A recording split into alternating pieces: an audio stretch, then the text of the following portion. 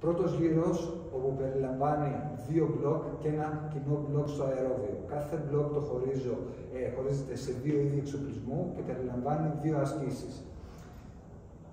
Μισοί ασκούμενοι έρχονται στο μπλοκ το 1 και δουλεύουν κοπηλατική, 2 επαναλήψεις και 2 επαναλήψεις στην άσκηση W.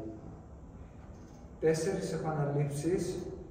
επαναλήψεις και ανεβαίνω ανά 2 για όσο φτάσω για τα 3 λεπτά, παίρνω 30 δεύτερα ξεκούραση και μεταφέρομαι στο δεύτερο είδος εξοπλισμού. Εδώ πέρα οι 2 ασκήσεις που έχω να δουλέψω είναι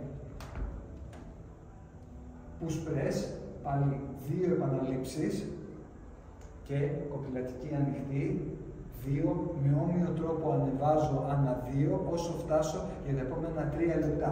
Πριν μεταβώ στο δεύτερο μπλοκ, όλο το τμήμα μαζί ακολουθεί ένα αερόβιο σκέλος, το αερόβιο σκέλος που είναι κοινό για όλους, και μετά μεταφέρομαι στο δεύτερο μπλοκ που με όμοιο τρόπο εκτελώ 2 ζεύγη ασκήσεων. Ξεκινάω από το πρώτο, το οποίο είναι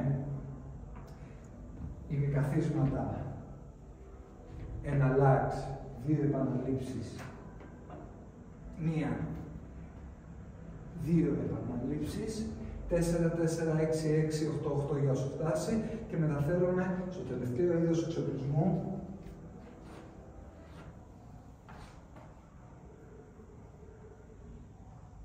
πάλι 2 επαναλήψεις,